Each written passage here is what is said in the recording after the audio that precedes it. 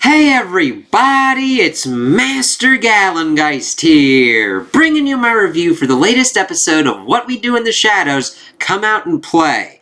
And I really enjoyed this one. I think this was executed very well with how this was mainly one story with kind of a little tangential B storyline that got folded into it later on. I hesitate to call it a B storyline. I only mainly differentiate it because it starts at a kind of different point, but then gets folded into the overall narrative. This one does a pretty good job.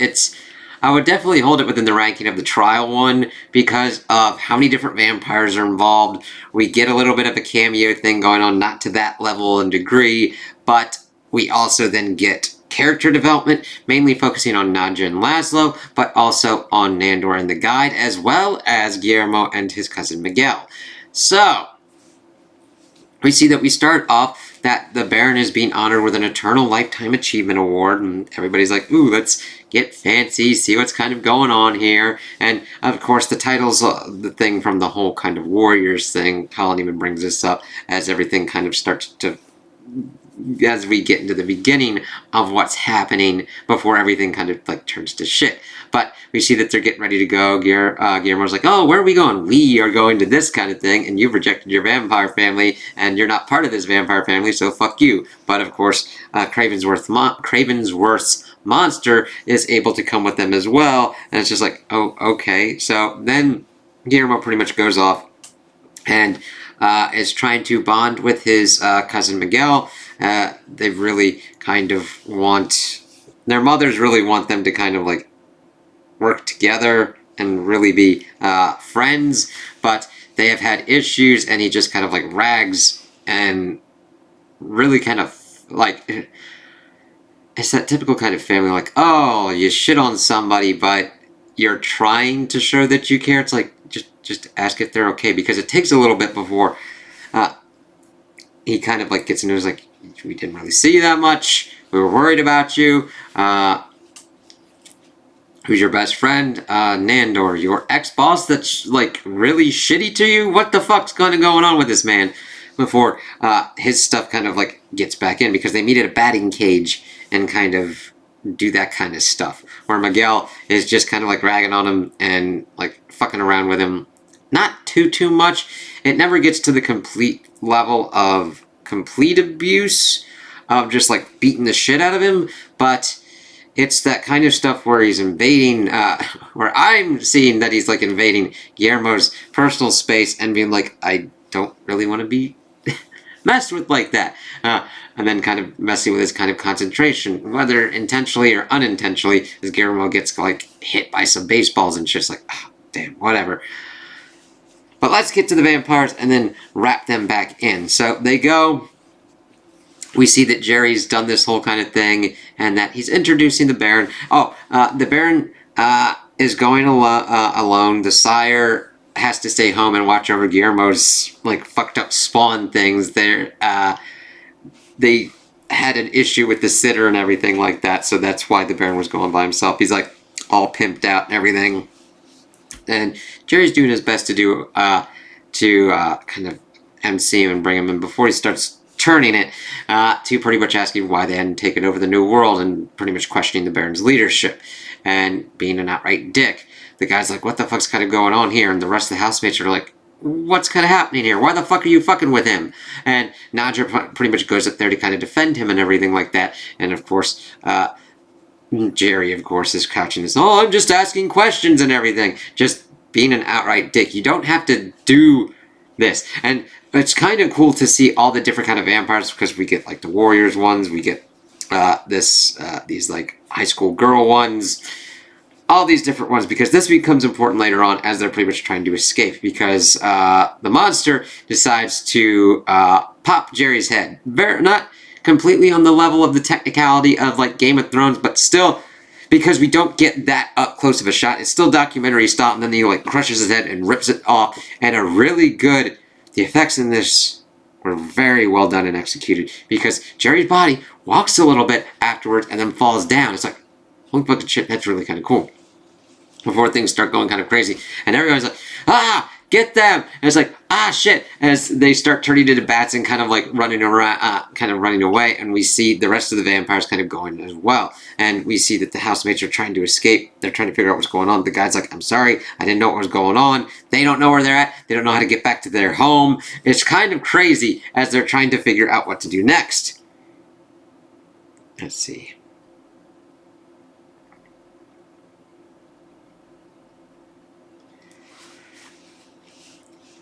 And we pretty much get why that Laszlo had pretty much made the monster to pretty much protect Nadja. And we see as they're escaping, they also find these kind of weird breakdancing MTV riverboat kind of motherfucker dude popping up in the underground, and Laszlo just fucking nukes him like that. Nadja was trying to do a kind of dance-off kind of thing, and she's like, why do you do this? And we see that that's pretty much the big narrative kind of tension going on, as because really seeing Laszlo being able to take out all those motherfuckers and vampires no less by himself was just like, oh shit. Like, we see these people as assholes and fuck-ups, but they know how to get some shit done, because we get Laszlo having a great-ass scene where he's able to do that, take all those people out, which is fucking well done. And then we get Nadja doing her own kind of thing later on, which she just starts kicking all kinds of holy ass as ain't nobody's business. But we see that there's big tension here, because Nadja's like, why are you pretty much treating me like something that needs to be protected? And it's not that you need protection after I'm gone, it's like, I can't handle anything happening to you. And them kind of coming to terms with that as they pretty much move to this kind of graveyard, and of course trying to get in contact with Guillermo. And that's where it kind of like sets off, where Guillermo's like, my friends are pretty much in danger, they're probably going to get killed, I need to go and help them. And Miguel's like, fine, fuck it, I'm with you. And laying down that they're like vampires and everything like that, and just like, alright, cool. It's like, I would know they're vampires. Yeah, they fucking hypnotized you, bro. And it's like, oh shit. And then he calls his own people, his own friends, as backup. Now, they mainly come in at the end, but it's really kind of interesting to see that kind of shit kind of work out.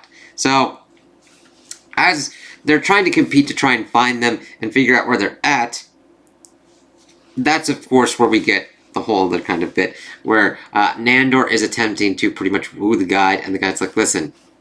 And I really liked how they were able to do this, because the guy's able to call him out like ain't nobody's business. It's like, you're conquered. You want the conquest. After that, you don't give a shit.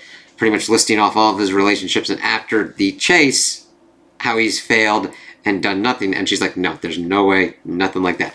And Nandor doesn't fucking listen to her. He's like, I was lust in your eyes kind of shit. As we then get these kind of like zombie-ass vampires popping up. They're not actually zombies, they're pretty much just dressed up and acting like zombies in the graveyard. And Colin is funny. He's just walking around pretty much be like, oh shit, oh yeah. Being able to pretty much get in contact with Guillermo and give them the location after this whole kind of bit where Nadja just kind of wrecks wholesale ass. And killing, like, and he's like, are you done, Nadja? I will say I'm done when I'm done. I am done. And her covered in blood and everything like that is like crazy. And seeing how the vampires get taken out, it's just, she just starts cracking him. Laszlo gets pretty much captured by him, and she's just wrecking, and then is able to get him, and him and Nandor pretty much like get away. And alright, we see some vampires just scattering and everything. It was gnarly. It's like, we got really great character development and movement and plot progression for this going in this one whole kind of place and scene. It just hit for me. And I was like, nice, we're dealing with this, because Nadja wanted to go off and learn small talk and everything like that, and what's kind of going on, and do her kind of own thing. And the thing is, Laszlo's whole kind of thing with the monster is that he doesn't want anything bad to happen to her. And that's fine, but you gotta balance that kind of thing of being in a relationship, of being like, let the person be themselves, while trying to do your best to protect them without being overly controlling bastard about it.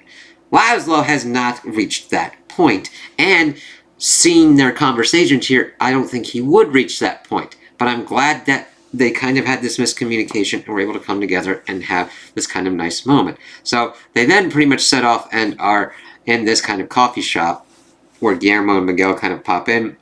I was like, bullshit, you fuckers aren't vampires. Nandor pretty much shows off his powers like, holy fucking shit. And we get like, this is for Nandor, roundhouse kick. Yes, that's me, but I didn't order. And then he gets fucking kicked. We see Colin pretty much eating,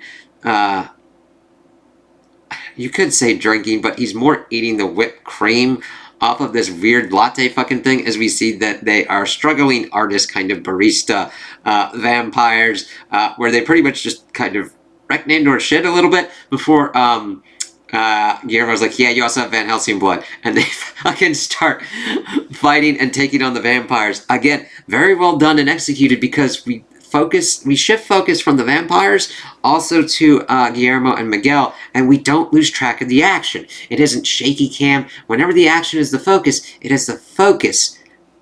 And it is amazing that I'm able to say this about this show that you would classify as a comedy, and it is doing action better than certain shows and movies that are, their main thing is action.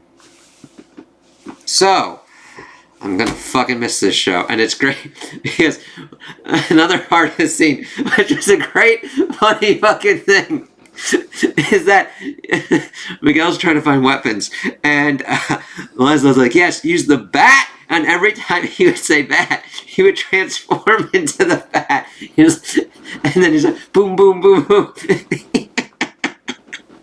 It's just a stupid little comedy thing, but it's so well done, and it's such a funny little thing, and it's not overdone and not overutilized. He isn't turning into a bat like every fucking, like, and it's not Tegrity Farms. It's this crazy situation where these other vampires are trying to kill them. He's trying to help this dude out. He's like, hey, why don't you use that bat? Boop! And it's a trigger word to turn into the bat.